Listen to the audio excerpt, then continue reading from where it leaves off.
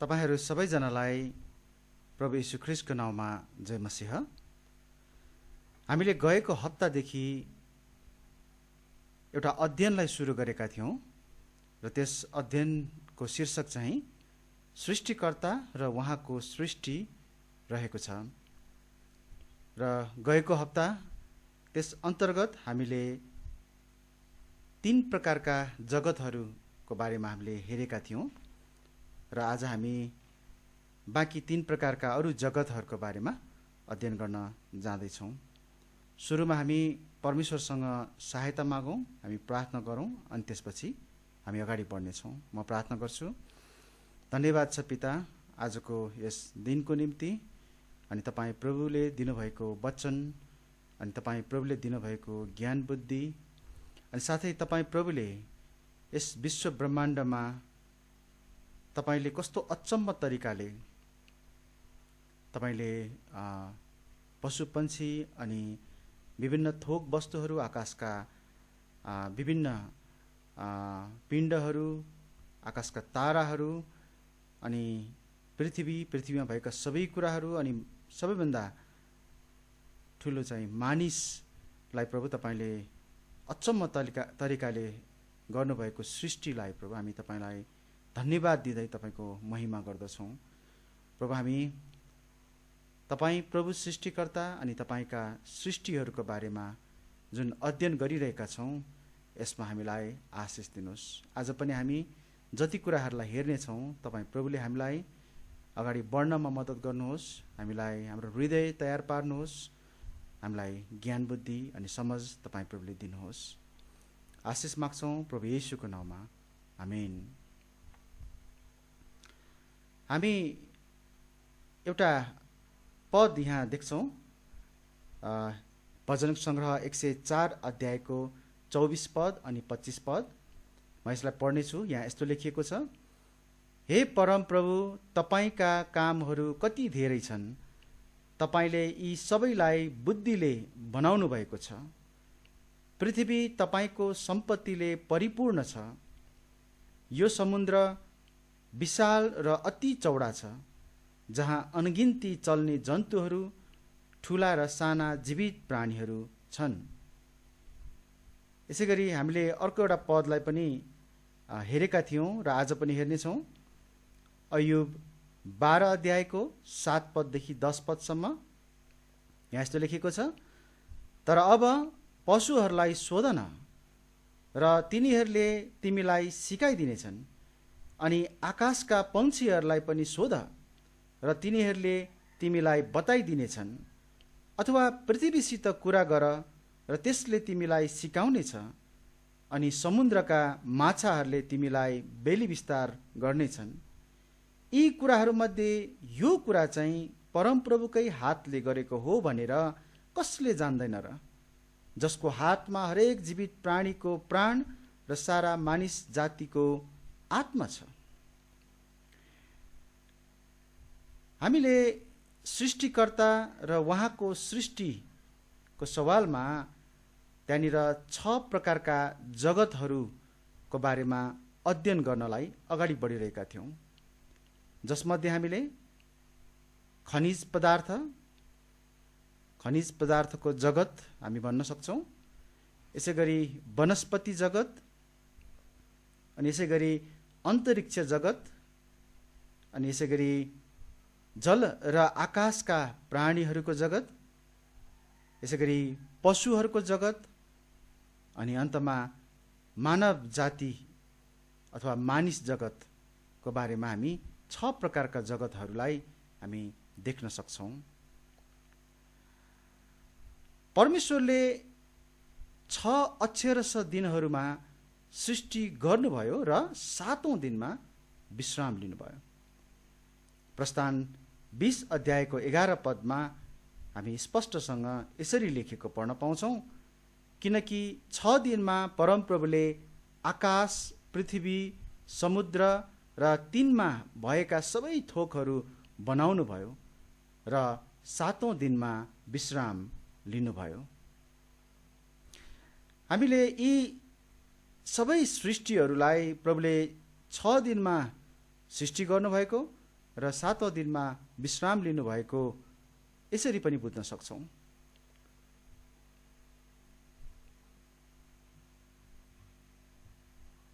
यहाँ हामी देख्न सक्छौँ प्रत्येक दिन उहाँले के कस्ता कुराहरूको सृष्टि गर्नुभयो र अन्तमा 7औं दिनमा उहाँले विश्राम लिनुभयो।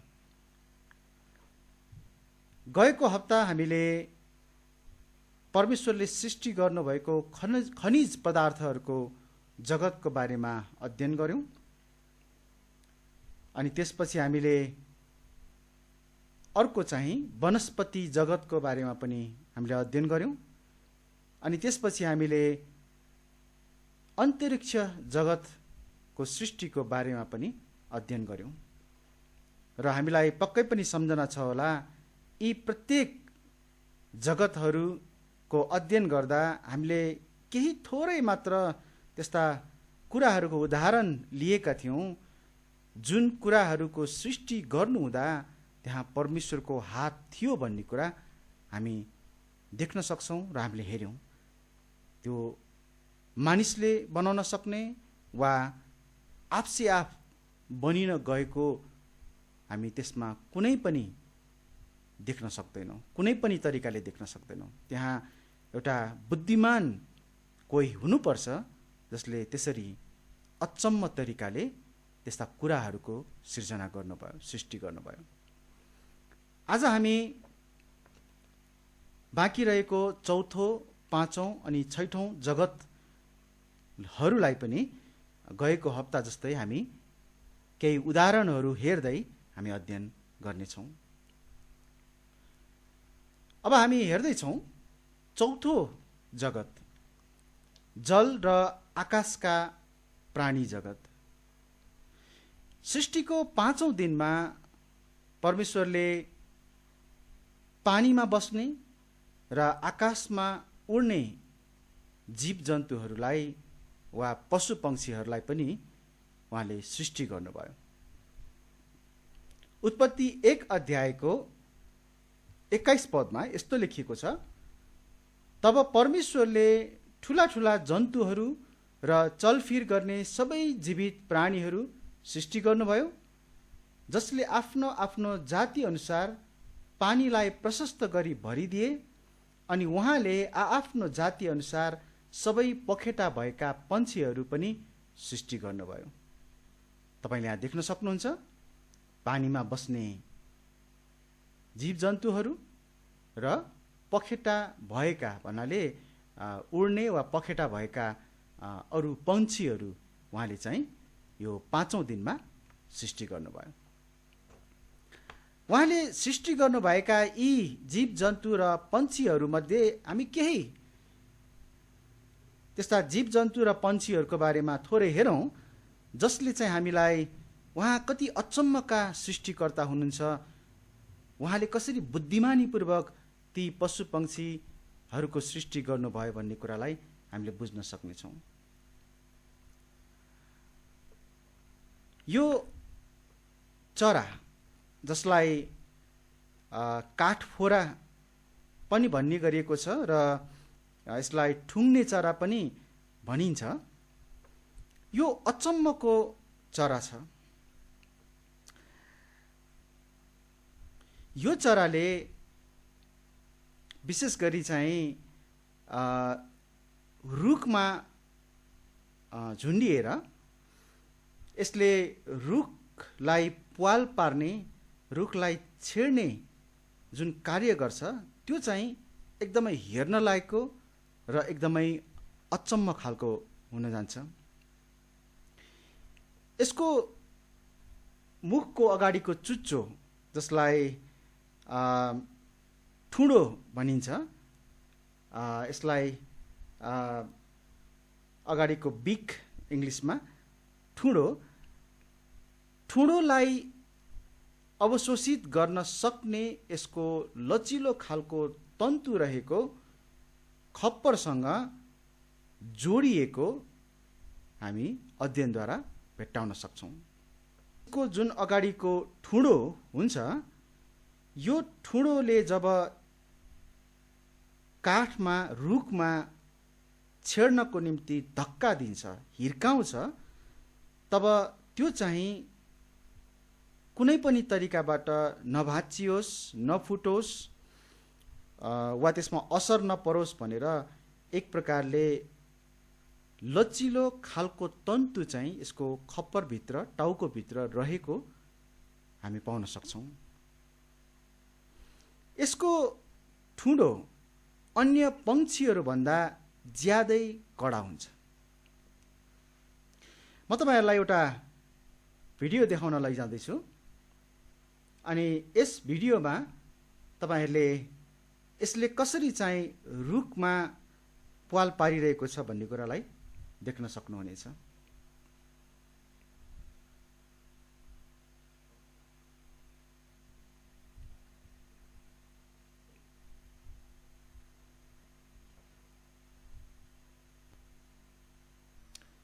तपाईले देखिहाल्नुभयो यस भिडियोमा यसले चाहिँ कसरी आफ्नो ठुँडोले चाहिँ रुखमा प्वाल पार्ने गरिरहेको छ अनि त्यहाँ प्वाल पारिसकेपछि निस्किएका रुखका साना साना ठुटाहरू चाहिँ बाहिर छरपष्ट भइरहेको पनि तपाईले देख्नुभयो।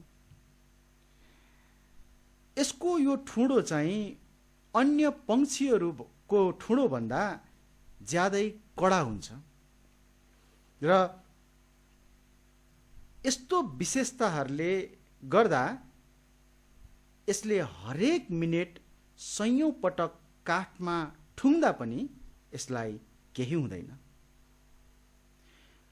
हरेक पटक यसले तीव्र गतिमा काठमा ठुङ्दा यसको आँखा बाहिर कहिले पनि निस्किँदैन अथवा यसले काठमा तीव्र गतिले ठुङ्दाखेरि यसको आँखा कहिले पनि बाहिर निस्किँदैन, किनभने जब यसले ठुङ्छ यसको आँखामा त्यो कडा धक्काको असरलाई ती लचिलो खालको तन्तुहरूले स्थिर राखिदिन्छ। म तपाईलाई अर्को पनि एउटा भिडियो देखाउने छु। यहाँ पनि तपाईले देख्न सक्नुहुन्छ बिस्तारै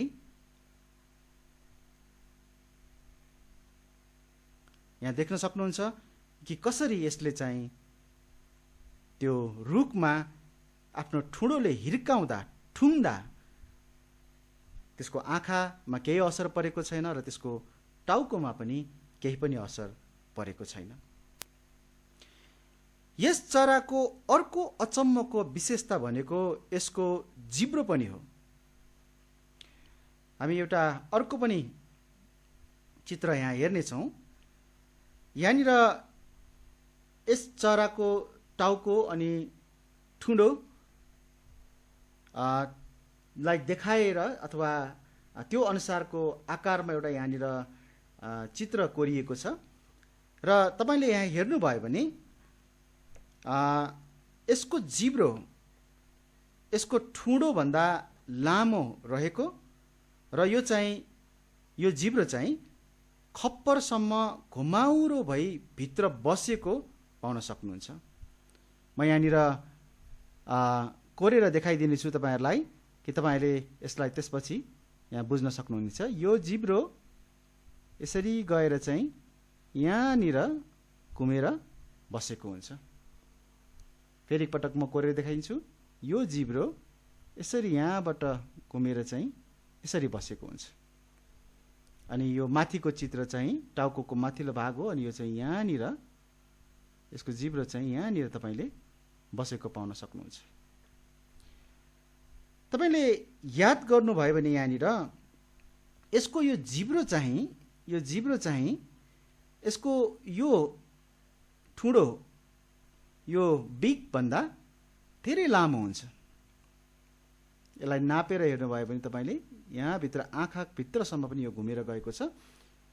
यो जिब्रो चाहिँ यसको ठुँडो भन्दा लामो हुन्छ र यो लामो जिब्रोले नै गर्दाखेरि यसले जब कुनै प्वाल भित्र रहेको किरालाई जब यसले भेट्छ यसको लामो जिब्रोले त्यो गहिरोसम्म त्यो किरालाई निकाल्नको निम्ति अथवा खानालाई निकाल्नको निम्ति त्यो जिब्रोले सहायता गर्छ। यसरी तपाईले देख्न सक्नुहुन्छ कि परमेश्वरले चाहिँ यस काठफोरा अथवा ठुङ्ने चरालाई कसरी अचम्म तरिकाले बनाउनु भएको छ। हुन त यस चराको विषयमा अरू पनि चाखलाग्दा कुराहरू छन्, तर हामी आज ती कुराहरूलाई चाहिँ हेर्ने छैनौँ। अब म तपाईँहरूलाई अर्को एउटा जीवको बारेमा देखाउन जाँदैछु। यो चाहिँ अक्टोपस। अक्टोपस एउटा अचम्मको जीव हो, समुद्री जीव। तपाईँलाई थाहा छ अक्टोपसको एउटै पनि हड्डी हुँदैन। अक्टोपसको एउटै पनि हड्डी हुँदैन। यसैले यो कुनै पनि ठाउँबाट छिर्न सक्छ। अझ भन्ने हो भने यो यदि सतहमा थचक्क बस्ने हो भने यसको शरीर चाहिँ यसरी फैलिएर बस्छ कि यो चाहिँ कागज जतिको पातलो भएर बस्न सक्छ। तपाईहरुलाई थाहा छ लगभग 27 किलो अक्टोपस चाहिँ 2 इन्च प्वालबाट सजिलै छिर्न सक्छ। यहाँनिर मैले एउटा कालो गोलो एउटा चित्रमा चाहिँ यहाँनिर मैले 2 इन्च भनेर देखाइदिएको छु र यो अक्टोपस चाहिँ पुरै यो 2 इन्च यो कालो प्वाल जुन छ 2 इन्च साइजको त्यति त्यो साइज भित्र त्यो प्वाल भित्र यो छिर्न सक्छ। यसलाई अझ यसरी बुझ्नुहोस्, एउटा 8 वर्षको बच्चा चाहिँ 2 इन्चको पानीको पाइपबाट छिरेर निस्क्यो भने कस्तो होला? हो, यो अक्टोपस चाहिँ त्यसरी नै 2 इन्च प्वालमा छिरेर निस्कन सक्छ। एउटा 27 किलोको अक्टोपस। अक्टोपसको छालामा 3 प्रकारका फरक फरक तहहरू हुन्छन्।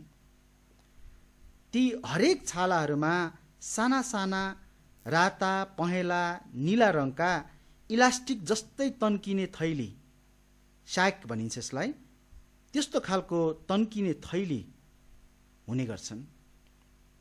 तपाईले यस चित्रमा यहाँनिर यो सेतो भाग जुन देखिरहनु भएको छ यसको बारेमा कुरा गर्दैछु म।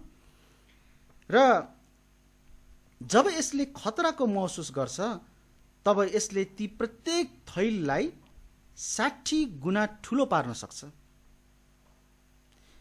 जसले शत्रुहरूलाई झुक्क्याउने काममा ज्यादै ठुलो मद्दत गर्छ। ती विभिन्न 3वटा रङहरू जुन कुरा गर्यौं, राता पहेँला नीला रङहरू, र यस्ता थैलीहरूलाई यसले तत्कालै बदल्न सक्छ। तपाईलाई थाहा छ जब यो रिसाउँछ यसले रातो थैली मात्र खोल्छ र पुरै शरीर रातो बनाउँछ। मलाई थाहा छैन, तर मानिस पनि रिसाउँदाखेरि रातो पिरो भयो भनेर भन्नुको अर्थ चाहिँ कतै अक्टोपससँग जोडिएको हो कि? नहुन पनि सक्छ, तर मलाई चाहिँ जब अक्टोपस रिसाउँदाखेरि रातो हुन्छ भनेर मैले पढेँ, अध्ययन गरेँ, तब मलाई मानिसको पनि सम्झना आयो। तर जे होस्, यो चाहिँ अचम्म प्रकारले परमेश्वरले बनाउनु भएको सृष्टिलाई हामी यहाँ देख्न सक्छौँ। यसपछि परमेश्वरले 5औं जगतको सृष्टि गर्नुभयो। यो चाहिँ सृष्टिको 6औं दिनमा, अनि यो चाहिँ पशु जगत हो। 6औं दिनमा उहाँले पशु जगतको सृष्टि गर्नु हुँदाखेरि उहाँले चाहिँ जमिनमा बस्ने पशुहरू र हामी अझ विशेष गरी 4 खुट्टे जनावरहरू भन्न सक्छौं लाई उहाँले सृष्टि गर्नुभयो। अझ स्पष्टसँग पढौं, उत्पत्ति 1 अध्यायको 25 पदमा यहाँ यस्तो लेखिएको छ, अनि परमेश्वरले पृथ्वीका वन पशुलाई त्यसको आफ्नै जाति अनुसार, घरेलु पशुलाई त्यसको आफ्नै जाति अनुसार र पृथ्वीमा घस्रने जन्तुलाई त्यसको आफ्नै जाति अनुसार बनाउनु भयो। अब यहाँनिर विशेष गरी चाहिँ 4 खुट्टे जन्तुहरू अनि साथै घस्रने जन्तु पनि भनिएको छ। यसमा चाहिँ हामी जमिनमा घस्रने जन्तुहरू जस्तो अजिङ्गर अनि यसै गरी छेपाराहरू, ठुला ठुला छेपाराहरू, हामी त्यस्तो प्रकारको जीव जन्तुहरूलाई पनि समावेश गर्न सक्छौँ। जब परमेश्वरले पशु जगतको सृष्टि गर्नुभयो, उहाँले हरेक पशुहरूलाई पनि अचम्म तरिकाले सृष्टि गर्नुभयो। हामी केही पशुहरूको उदाहरण यहाँनिर लिनेछौँ कि कस्तो अचम्म तरिकाले परमेश्वरले ती पशुहरूको सृष्टि गर्नुभयो भन्ने कुरा हेर्नको निम्ति। यहाँनिर एउटा जिराफको चित्र छ। यो अचम्मको जिराफ, तपाईँलाई थाहा छ जिराफ यस पृथ्वीको सबैभन्दा अग्लो पशु हो। जिराफ यस्तो अग्लो हुन्छ कि यसले रुखको टुप्पामा रहेको पात मजाले खान सक्छ। वास्तवमा यसको पुच्छर पनि अन्य कुनै पशुको भन्दा लामो हुन्छ। एउटा अध्ययन अनुसार चाहिँ अन्दाजी 8 फिट यसको पुच्छर 8 फिट लामो हुन्छ। हरेक जिराफमा पाइने त्यो धब्बाहरू तपाईँलाई अचम्म लाग्न सक्छ। एउटा जिराफको अर्को जिराफसँग त्यो धब्बाहरूको आकार प्रकार मिल्दैन, पटक्कै मिल्दैन। चाखलाग्दो कुरा के छ भने जिराफको घाँटी धेरै लामो भएको हुनाले यसको मुटु र मस्तिष्कको दूरी अन्य जीव जन्तुभन्दा धेरै बढी हुन्छ। एकपटक हामी यो चित्रलाई हेर्नेछौँ। यहाँनिर एउटा चित्र छ। यहाँनिर जिराफको एउटा खेसरा चित्र र एउटा चाहिँ जिराफको रङ्गीन चित्र छ। दुवैलाई तपाईँले तुलना गरेर हेर्न सक्नुहुन्छ। यहाँनिर तपाईँले के पाउनुहुन्छ भन्दाखेरि जिराफको टाउको र यसको मुटु भएको भागमा धेरै दूरी छ, अन्तर छ है। म यहाँनिर चित्रमा यो खेसरा चित्रमा यहाँ कोरेर देखाइदिन्छु। यहाँनिर चाहिँ मुटु रहेको हामी पाउन सक्छौँ। यहाँनिर चाहिँ मुटु रहेको छ भने यहाँबाट चाहिँ रक्तनलीहरू अनि यहाँनिर गएर यसको मस्तिष्क रहेको छ है। रक्तनलीहरू चाहिँ यहाँबाट यसरी गएको छ। यसको मुटु चाहिँ यहाँनिर छ। तपाईँहरूलाई म चाखलाग्दो कुरा बताउन चाहन्छु। जिराफको मुटु र मस्तिष्कको दूरी चाहिँ अन्य कुनै जीव जन्तुभन्दा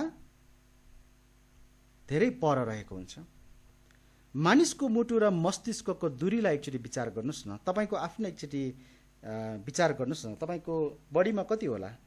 2 बित्ता। तर जिराफको हामी धेरै लामो देख्न सक्छौँ। यदि यसको सामान्य रक्तचाप मानिसको जस्तै 120 र 80 हुने हो भने यो तुरुन्तै मर्छ। किनभने यस्तो रक्तचापले यसको मस्तिष्कसम्म रगत र अक्सिजन चाहिने जति पुर्याउन सक्दैन। यसैले तपाईँलाई थाहा छ यसको रक्तचाप कति हुन्छ? यस जीवको, यस पशुको यसको रक्तचाप 280 र 180 हुन्छ। मानिसको भन्दा 2 गुणा बढी, दोब्बर यसको रक्तचाप रहेको हुन्छ। साथै यसको मुटुको धड्कन पनि प्रति मिनेट 170 पटक हुन्छ, जुन पनि मानिसको भन्दा दोब्बर नै हो, मानिसको भन्दा डबल नै हो। तर यो पनि चाखलाग्दो छ कि यसको मुटुको तौल अन्य सामान्य पशुको जस्तै हुन्छ। अर्थात् यसको मुटु हामीले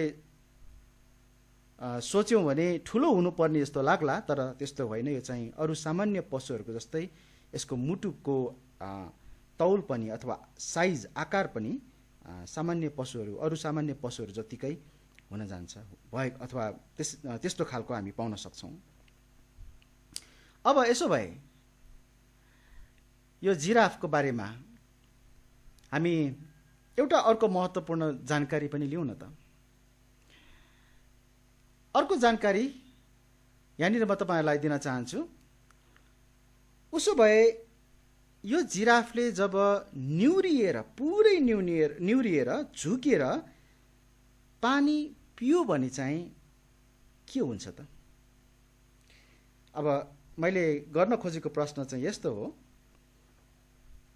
जब यसको रक्तचाप यति माथि छ 280 देखि 180 सम्म, त्यस्तो रक्तचाप भएको जीव यदि पुरै तर धेरै तल झुक्यो भने त यसको रक्तचापको कारणले गर्दाखेरि यसको टाउको चाहिँ पड्कनु पर्ने थियो, तर त्यस्तो कहिले पनि हुँदैन है।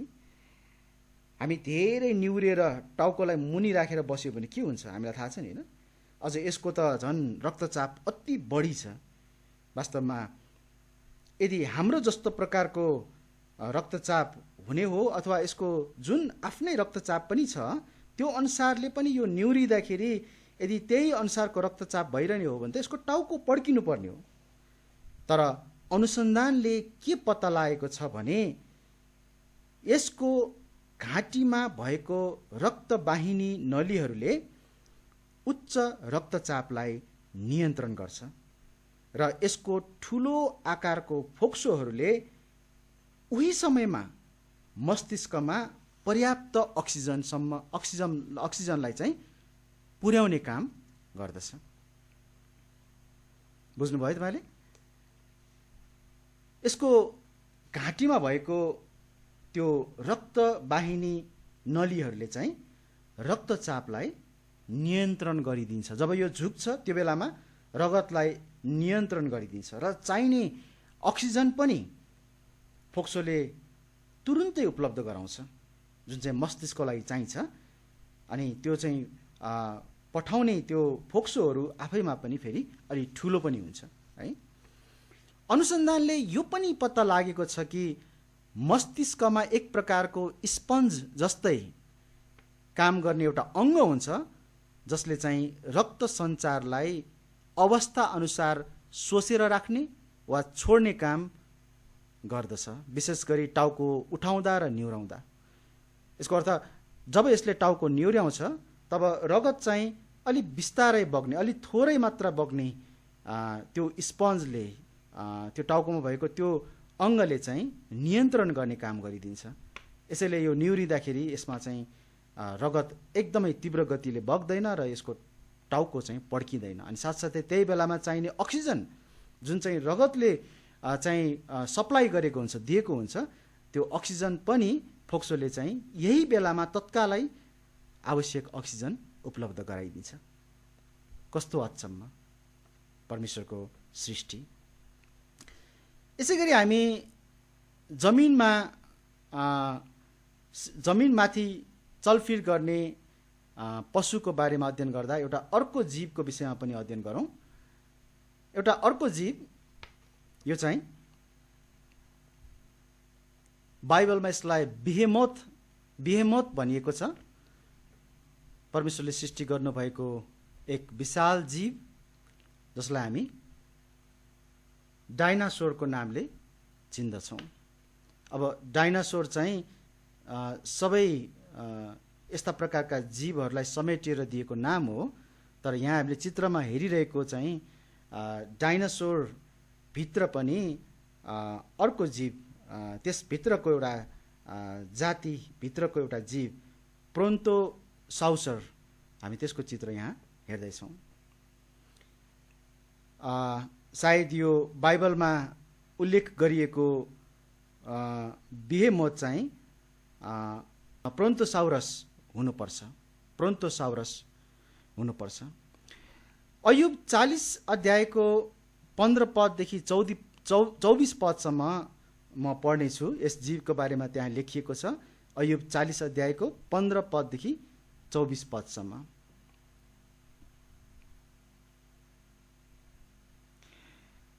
अब बिहेमोथलाई हेर, जसलाई मैले तिमीसँगै बनाएँ, त्यसले गोरुले झैँ घाँस खान्छ। अब हेर, त्यसको बल त्यसको कम्मरमा छ र त्यसको शक्ति त्यसको पेटका मांसपेशीहरूमा छ। त्यसले आफ्नो पुच्छर देवदार झैँ डोलाउँछ। त्यसका तिघ्राका नसाहरू एकसाथ बुनिएका हुन्छन्। त्यसका हड्डीहरू पित्तलका नलीहरू झैँ हुन्छन्। त्यसका हड्डीहरू फलामका डन्डाहरू जस्ता हुन्छन्। परमेश्वरका मार्गहरूमध्ये त्यो श्रेष्ठ हो, जसले त्यसलाई बनाउनु भयो। उहाँले आफ्नो तरवार त्यस कहाँ पुर्याउन सक्नुहुन्छ। साँच्चै पहाडहरूले त्यसका निम्ति आहार उत्पन्न गर्छन्, जहाँ सब मैदानका पशुहरू खेल्छन्। त्यो झ्याम्म परेका रुखहरू मुनि निगालोको आडमा र धापहरूमा लेट्छ। झ्याम्म परेका रुखहरूले त्यसलाई आफ्नो छायाले ढाक्छन्। खोलाका वैशका रुखहरूले त्यसलाई चारैतिरबाट घेर्छन्। हेर, नदी उर्लदछ तर त्यो आत्तिदैन। यर्दन त्यसको मुखमा उर्लेर आए तापनि त्यो ढुक्कै रहन्छ। तपाईँले यहाँ देख्नुभयो यस जीवलाई, जसलाई चाहिँ बाइबलले बिहेमोथ भनिएको छ। र यहाँ बयान गरिए अनुसारको यदि विशेषताहरूलाई, यसको शारीरिक विशेषताहरूलाई हेर्ने हो भने यो चाहिँ अहिले पृथ्वीमा भएका अरू कुनै जीवहरूसँग मेल खाँदैन, तर यो चाहिँ डाइनासोरसँग चाहिँ मेल खान्छ। कतिले चाहिँ यो बिहेमोथ जुन छ यो चाहिँ डाइनासोर होइन, तर गैँडा वा हात्ती हुन् भनेर भन्छन्। हामीले भर्खर अय्युबको पुस्तकमा पढेको पदहरूमा तपाईँले एउटा वाक्यांशलाई याद गर्नुभयो होला। त्यहाँ के लेखेको छ भन्दाखेरि यसका पुच्छर चाहिँ देवदार चाहिँ छ। त्यसले आफ्नो पुच्छर देवदार चाहिँ डोलाउँछ भनेको छ। अब यो स्क्रिनमा तपाईँले दाहिनेपट्टि हेर्नुभयो भने देवदारको रुख छ। अनि म यहाँनिर चिन्ह लगाउने छु, तपाईँले देख्न सक्नुहुन्छ देवदारको रुख कसरी यहाँनिर गएको छ भनेर है। देवदारको रुख झन्डै यस्तो प्रकारले यहाँनिर गएको तपाईँले देख्न सक्नुहुन्छ है। अब तपाईँ आफै विचार गर्नुहोस्, यस जीवको पुच्छर देवदारको रुख जस्तै छ भनेर भन्दा के यो पुच्छर चाहिँ यो हात्तीको पुच्छर र यो चाहिँ गैँडाको पुच्छर जस्तो देखिन्छ? पक्कै पनि देखिँदैन। बरु यहाँनिर हामी देख्न सक्छौँ यो डाइनासोरको यो पुच्छर चाहिँ देवदारको पुच्छर जस्तै माथिपट्टि मोटो र अनि तलपट्टि सुरिलो हुँदै गएको, अनि यहाँ रुखमा पनि तल फेदमा मोटो अनि माथि सुरिलो हुँदै गएको तपाईँले त्यसरी ठ्याक्कै तपाईँले देख्न सक्नुहुन्छ। म विश्वास गर्छु यो बिहेमोथ चाहिँ वास्तवमा डाइनासोर जाति भित्रको एउटा उपजाति प्रोन्टोसाउरस नै हो भन्ने कुरा म विश्वास गर्छु। अब तपाईँले भन्नुहोला, यसो भए बाइबलमा डाइनासोर शब्द किन नभएको त? हामीले विचार गर्नुपर्ने बुझ्नुपर्ने कुरा चाहिँ के हो भन्दाखेरि डाइनासोर शब्द वैज्ञानिकहरू आफैले राखेको केही समय मात्र भएको छ है। डाइनासोरको अस्तित्वको बारेमा त भर्खरै मात्र थाहा हुन थालेको, तर बाइबल लेख्ने कार्य त 2000 वर्ष अगाडि नै सम्पन्न भइसकेको छ। अझ अय्युबको पुस्तक जुन हामीले पढ्यौँ त्यो त झन् बाइबलको सबैभन्दा पुरानो पुस्तक हो, 2000 वर्षभन्दा अगाडिको पुस्तक हो त्यो त। त्यसैले त्यो बेलामा चाहिँ यस जीवलाई डाइनासोरस नभएर चाहिँ यस जीवलाई बिहेमोथ भनिन्थ्यो। हामीले त्यसरी बुझ्नुपर्छ। डाइनासोर चाहिँ वर्तमान समयमा आधुनिक नाम मात्र हो भन्ने कुरालाई हामी बुझ्न सक्छौँ। यसपछि हामी परमेश्वरले सृष्टि गर्नुभएको अर्को सृष्टि हामी हेर्नेछौँ, मानिस जगतको सृष्टि। अनि यो पनि अथवा मानिस पनि परमेश्वरले 6औं दिनमा नै सृष्टि गर्नुभयो। परमेश्वरको स्वरूपमा बनाइएको मानिस मानव जगत। हामी उत्पत्ति 1 अध्यायको 26 पदलाई हेरौँ। त्यहाँ यस्तो लेखेको छ, अनि परमेश्वरले भन्नुभयो, हामी मानिसलाई हाम्रै स्वरूपमा हाम्रै समानतामा बनाऊ र तिनीहरूले समुद्रका माछाहरूमाथि साथै सारा पृथ्वीमाथि र पृथ्वीमाथि घस्रने जन्तुमाथि अधिकार राखुन्। हामी मानिसलाई परमेश्वरले अचम्म तरिकाले बनाउनु भएको पाउन सक्छौँ। तपाईँ आफैलाई पनि एकचोटि जाँच्न सक्नुहुन्छ, तपाईँ कस्तो अचम्म तरिकाले बनाइनु भएको छ। तर यो संसारका अरू कुनै पनि पशु पक्षी, जल आकाशमा भएका प्राणीहरू वा अरू कुनै थोक वस्तुहरूभन्दा तपाईँ र म एकदमै भिन्न हामी त्यस्तो प्रकारले बनिएको हामी पाउन सक्छौँ। हाम्रो शरीरको केही अचम्मका कुराहरू म तपाईँहरूलाई बाँड्न चाहन्छु। हाम्रो शरीरको विषयमा कुरा गर्दा म सुरुमा मस्तिष्कको बारेमा अलिकति कुरा गर्न चाहन्छु। मानिसको मस्तिष्कमा 10 अर्ब स्नायु कोशिकाहरू, नर्भ सेल्स जसलाई भनिन्छ, 10 अर्ब स्नायु कोशिकाहरू रहेका हुन्छन्। साथै त्यहाँ 1 खर्ब स्नायु प्रणालीमा एक कोषलाई अर्को कोषसँग जोड्ने तन्तु जसलाई ग्लिया भनिन्छ अथवा ग्लिया पनि भन्न सकिन्छ, जसले मस्तिष्कलाई सक्रिय तुल्याउन जैविक ब्याट्रीको काम गर्छ। यसले नै सबै जानकारी, सम्झना र विवेकको निम्ति काम गर्छ।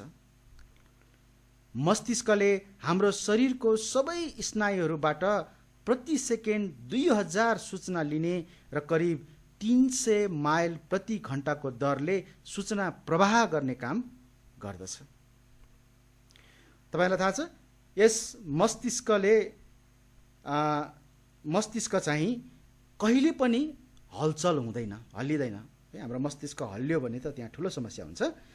र यसमा चाहिँ रगतबाट 25% अक्सिजन गइरहेको हुन्छ। मुटुबाट आएको 20% रगतमा हाम्रो मस्तिष्कले निरन्तर नुहाइरहेको हुन्छ। अनि म तपाईहरूलाई बताउन चाहन्छु, यदि 15 देखि 30 सेकेन्डसम्म रक्त सञ्चार यदि भएन भने हामी बेहोस हुन्छौँ, अथवा हाम्रो मस्तिष्कमा 15 देखि 30 सेकेन्डसम्म रगत बग्न छोड्यो भने हामी बेहोस हुन्छौँ। र 4 मिनेटभन्दा बढी रक्त सञ्चार बन्द हुन गएमा हाम्रो मस्तिष्कमा स्थायी रूपले क्षति पुग्छ। कति गम्भीर खालको छ, कति सेन्सिटिभ खालको छ है। अनि सक्छौँ मानिसको स्नायु प्रणालीको सम्बन्धमा पनि। यहाँनिर तपाईले चित्रमा बायाँपट्टि हेर्नुभयो भने मानिसका नसाहरूलाई देखाइएको छ। अब हुन त यति मात्रै नसा छैन, तर बुझ्नको निम्ति तपाईले यहाँनिर यी रातो नसाहरूलाई देख्न सक्नुहुन्छ। हाम्रो शरीरमा रहेका सबै रक्त कोशिकाहरूलाई एउटै लामो धागाको रूपमा तन्काउने हो भने यसको लम्बाइ 96,560 किलोमिटर लामो हुन्छ। म फेरि एकपटक भन्छु, 96,560 किलोमिटर लामो हुन्छ। तपाईलाई थाहा छ त्यो भनेको के हो? यो नसा जुन छ, यी नसाहरू, यसलाई तपाईले पुरै धागोको रूपमा बनाउनु भयो र यसलाई 96,560 किलोमिटर लामो बनाउनु भयो भने पृथ्वीको भूमध्य रेखामा रहेर पृथ्वीलाई बेर्ने हो भने यसले 2 फन्को भन्दा बढी यसले लगाउन सक्छ है। 1 फन्को अनि अर्को 1 फन्को र अलिकति बढी अझै लगाउन सक्छ। कस्तो अचम्म है। हाम्रो रक्त कोशिकाहरू, रक्त नलीहरू धागोको रूपमा तन्काउने हो भने यति लामो हुन्छ। विकासवादीहरूले मानिसको शरीरमा रहेको टन्सिल, जसलाई नेपालीमा किलकिले भनिन्छ, एपेन्डिक्स र थाइराइड जस्ता कुराहरू आवश्यक छैन भन्ने दाबी गरे विकासवादीहरूले। यसको कुनै कामै छैन उनीहरूले त्यो भने। तर हालका वर्षहरूमा यी कुराहरू चाहिँ मानिसको रोग प्रतिरोधात्मक क्षमताको निम्ति ज्यादै महत्त्वपूर्ण छ भनी पुष्टि गरेको छ। हो, हाम्रो घाँटीमा जब टन्सिल बढ्छ त्यसले समस्या दिन्छ। हो, एपेन्डिक्सले पनि हामीलाई समस्या दिन्छ र धेरैजनाको काटेर फालिन्छ पनि, र कतिजनाको थाइराइड बढ्यो भने गाह्रो पनि हुन्छ।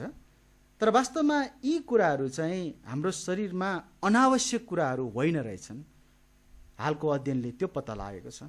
र यी कुराहरू चाहिँ वास्तवमा हाम्रो इम्युन सिस्टम अर्थात् रोग प्रतिरोधात्मक क्षमताको निम्ति अति नै आवश्यक छ भन्ने कुरा प्रमाणित भएको छ। हामीले आज 3वटा जगतहरूको बारेमा हामीले अध्ययन गर्यौं। आकाशमा उड्ने पन्छी र पानीमा रहेका पशु अथवा जीवहरूको जगत, अनि एउटा चाहिँ जमिनमा हिँड्ने र घस्रिने पशुहरूको जगत, र अर्को चाहिँ मानव जगत। हामी देख्छौँ यी सबै कुराहरूमा परमेश्वरले अचम्म तरिकाले यी प्राणीहरू र मानिसलाई सृष्टि गर्नुभयो। कुनै पनि कुरालाई घटाउन सकिँदैन। अनि यस्तो जटिल प्रकारले परमेश्वरले बनाउनु भएको छ, उहाँले सक्नुहुन्छ त्यो, कि त्यसलाई चाहिँ हामीले हाम्रो विचारले, हाम्रो सोचले भ्याउन सक्दैन। तर बुद्धिमान परमेश्वरले अचम्म तरिकाले ती कुराहरू, ती मानिस, ती प्राणीहरूलाई उहाँले सृष्टि गर्नुभयो। आउनुहोस् आज हामीलाई यसलाई यति नै राख्नेछौँ र हामी अन्तिम प्रार्थना गर्नेछौँ, र अर्को हप्ता हामी यस अध्ययनलाई अझ अगाडि बढाउनेछौँ। म अन्तिम प्रार्थना गर्नेछु, त्यसपछि आजको यस कक्षालाई हामी यहीँ अन्त गर्नेछौँ। आउनुहोस् म प्रार्थना गर्छु। परमेश्वर पिता, धन्यवाद छ तपाईँ प्रभुको अचम्मको सृष्टिहरूको निम्ति। तपाईँ प्रभुले गर्नुभएका बुद्धिमानी कार्य, अचम्मका कार्य, तपाईको हातको रचना, हामी त्यसको बयान कति गरौँ।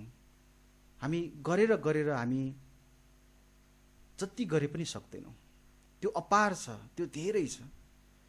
एक एक जीव, एक एक प्राणीहरू बिल्कुलै अचम्म तरिकाले बनाइएका छन्। हामीले यदि ती सबै कुरा, ती सबै प्राणीहरू, ती सबै सृष्टिहरूको अध्ययन गर्ने हो भने हामीले यो जीवनमा सक्दैनौँ। तर पनि जति कुराहरू हामीले थाहा गर्न पाएका छौँ र आज हामीले हेरेका छौँ, ती कुराहरूले हामीलाई तपाईँ कति अचम्मका परमेश्वर हुनुहुन्छ, अनि तपाईँले बाहेक अरू कुनै पनि तरिकाबाट यी जीव जन्तुहरू सृष्टि भएका होइनन् भन्ने कुराहरू हामी बुझ्न सक्छौँ। त्यहाँ बुद्धिमान सृष्टिकर्ता, रचयिता हुनै पर्छ, अनि जो तपाईँ प्रभु हुनुहुन्छ, हामी त्यो कुरालाई विश्वास गर्छौँ। प्रभु, आजको अध्ययनको निम्ति धन्यवाद छ। हामीलाई आउने हप्ताहरूमा पनि अझ अगाडि बढ्नमा सहायता गर्नुहोस्, र आजको अध्ययनले हामीलाई तपाईँ प्रभुमा महिमा चढाउन, तपाईँलाई धन्यवाद दिन, तपाईँको नामलाई उचाल्नको निम्ति हामीलाई सहायता मिलेको होस्। धन्यवाद छ। आशिष माग्छौँ प्रभु यीशु ख्रीष्टको नाममा, आमेन।